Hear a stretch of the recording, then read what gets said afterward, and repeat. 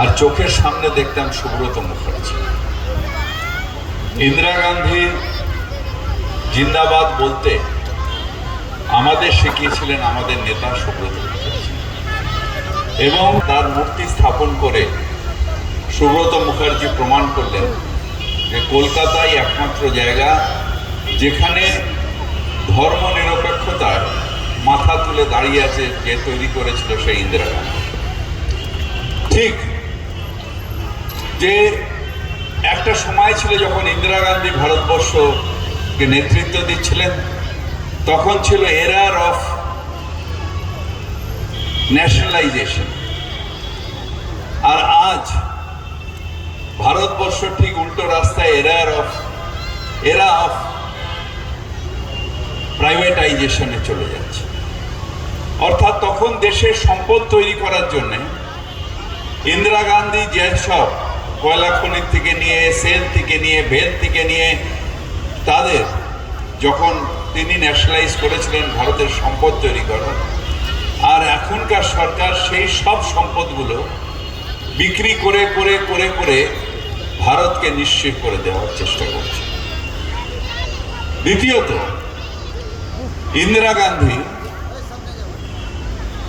লড়াই করেছিলেন ভারতবর্ষের সম্মানকে মাথায় রেখে দিয়ে। যে কোনো অন্যায় সারা পৃথিবীতে হয়েছে, সেই অন্যায়ের প্রতিবাদ ইন্দিরা গান্ধী করেছেন।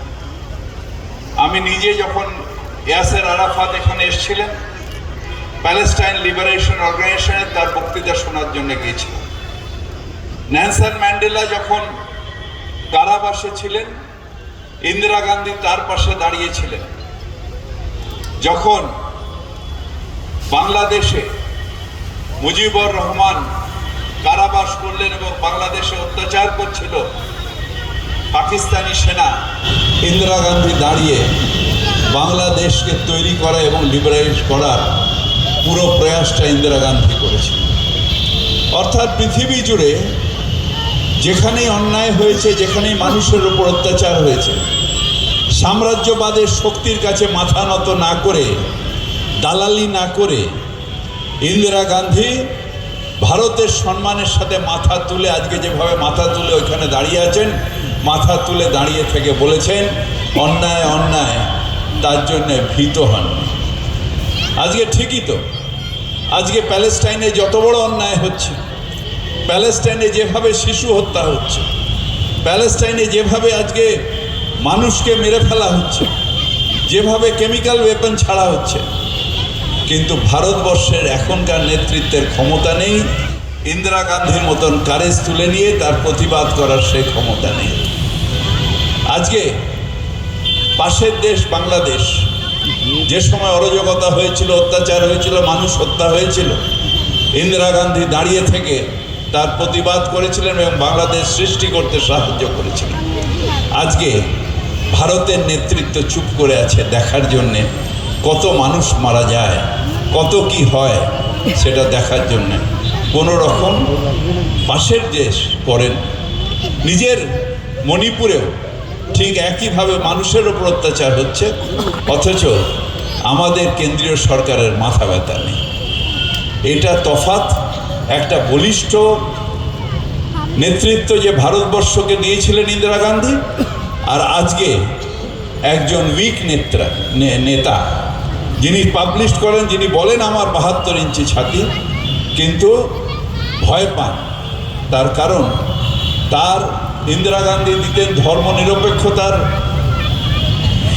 ধর্মনিরপেক্ষতা যে শক্তি তাকে বাড়াতেন, আর ইনি ধর্ম অন্ধতার দিকে ভারতবর্ষকে নিয়ে যাচ্ছেন। তাই যারা ধর্ম অন্ধতার দিকে নিয়ে যান তাদের মনের মধ্যে জোর থাকে না, প্রতিবাদ করার শক্তি থাকে না। তাদের মনে হয় ইকুয়েশন কিভাবে হবে, কত লোককে করব, আমার মাইনরিটির ওপর অত্যাচার করব, তাহলে মেজরিটি ভোটটা আমি পাবো, এই ইকুয়েশন চলতে থাকে। আর সেই ইকুয়েশনের ফলেই একটার পর একটা অন্যায় এই সরকার করে যাচ্ছে। তার লেটেস্ট অন্যায় হচ্ছে ওয়াকফ বিল। একটার পর একটা অন্যায় এই সরকার করে যাচ্ছে।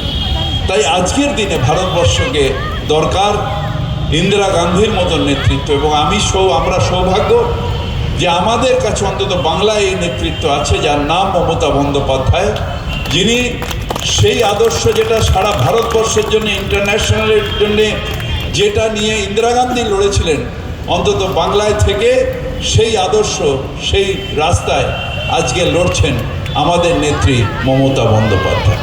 তাই এখানে ধর্মনিরপেক্ষতা আছে, এখানে অন্যায়ের প্রতিবাদ আছে, কিন্তু সারা ভারতবর্ষে নেই। এবং পৃথিবীর কাছে আজকে যত নেবার আমাদের, একটা ইন্দিরা গান্ধী যখন ছিলেন প্রত্যেকটা নেবারের সাথে পাকিস্তানের সাথে যুদ্ধ হয়েছে, তারপরে পাকিস্তানকে দমন করে রেখেছেন।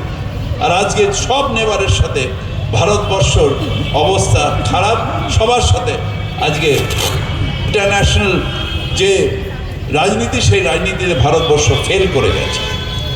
তাই আসুন আজকে আবার ভগবানের কাছে প্রার্থনা করি, ইন্দিরা গান্ধীর মতো নেতৃত্ব, আমাদের মমতা বন্দ্যোপাধ্যায়ের মতো নেতৃত্ব ভারতবর্ষে আসুন। আমার নিশ্চিতভাবে আমরা কংগ্রেস করেছি ইন্দিরা গান্ধীর নেতৃত্বে, সুব্রত মুখার্জির নেতৃত্বে আমরা কংগ্রেস করেছি, কিন্তু আজকে অন্তত এখানকার কংগ্রেসের উপরে আমাদের আশা নেই। তার কারণ ইন্দিরা গান্ধীকে যে ডাইনি বানিয়েছিল যে দল, যে রাজীব গান্ধীকে বোফোর্সের কামান বানিয়ে বোফোর্স গান্ধী করেছিল, সেই দলকে হাত ধরতে গিয়ে আজকে কংগ্রেস শেষ হয়ে গেল। তাই আসুন আমাদের নেত্রী মমতা বন্দ্যোপাধ্যায়ের নেতৃত্বে যে কোনো অন্যায় যে ভারতবর্ষে হচ্ছে তার লড়াই চলবে, এবং আমরা সেই লড়াই করব। ইন্দিরা গান্ধীর পথ আমাদের পথ, এই বলে আবার ইন্দিরা গান্ধীকে আজকে 108তম তার জন্মদিনে শ্রদ্ধা জানিয়ে আমার বক্তব্য